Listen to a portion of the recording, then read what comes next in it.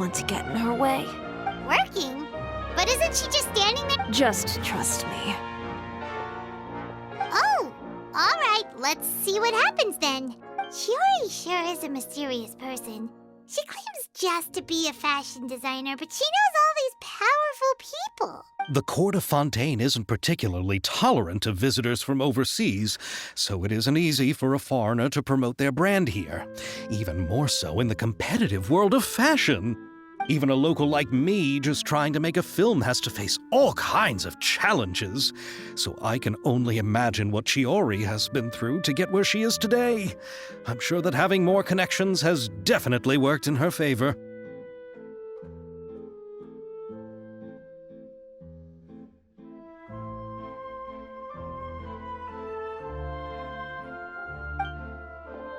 Reading on the job?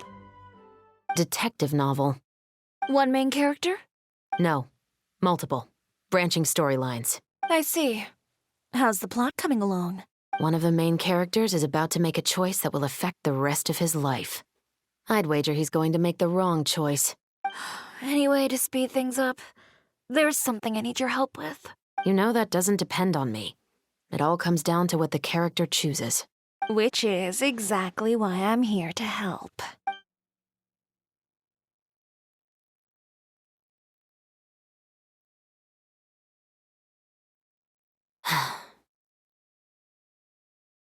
All right. It appears he made the wrong choice in the end. Halt! Huh? What's going on?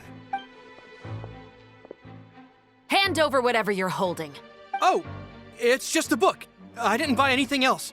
Then I'm sure you wouldn't mind letting me have a look. Excuse me, officer. I don't mind you standing around here, not purchasing anything, but I'd prefer if you didn't disturb my customers. It's bad for business, you know? Don't give me that act. You won't be able to get off so easily either. I am Chevreuse, captain of Fontaine's Special Security and Surveillance Patrol. I will say this one last time.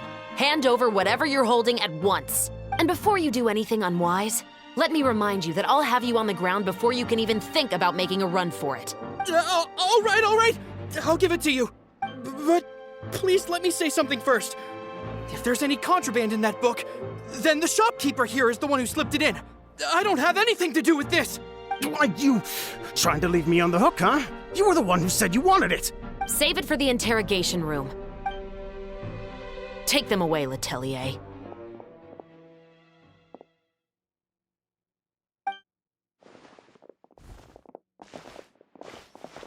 What's going on here? One second you're reading a book and the next you're escorting people away! And who are... Oh! Aren't you the traveler who's been all over the papers recently? Chiori, I'm assuming what you wanted to ask me about has to do with them, right? Maybe I can let you in on what's happening then. Now that Vacher has been brought to justice, no new shipments of synth will be made and distributed to sellers. The Fontaine guards have been busy collecting the remaining synths still circulating on the market. Thanks to a tip from our reliable source here, this should be the very last batch. Oh, so you were pretending to read a book in order to catch the bad guys! Oh, Paimon almost forgot to introduce ourselves. Paimon is Paimon, and this is the Traveler and Xavier! Hey, I'm Chevreuse. You probably already heard me introduce myself, so I won't bother repeating it. Yeah, why didn't you make a move as soon as you had the chance? Were you worried that my intel wasn't accurate? No, I wanted to see if the shopkeeper would turn himself in first. All he had to do was come up to me and say that he didn't know where the synth had come from. If he did that, then I wouldn't have had to press charges on him. He had the whole day to turn the synth over to Chevreuse. But instead, the moment I came up and blocked Chevreuse's line of sight, he took the opportunity to sell it off. Yep, he made the wrong choice, even though the right choice was right there in front of him. But you knew they wouldn't make the right choice. Yeah, I knew. I was just hoping I'd be wrong for once. Enough about that, though. What did you want to ask me about? Oh, you see, it's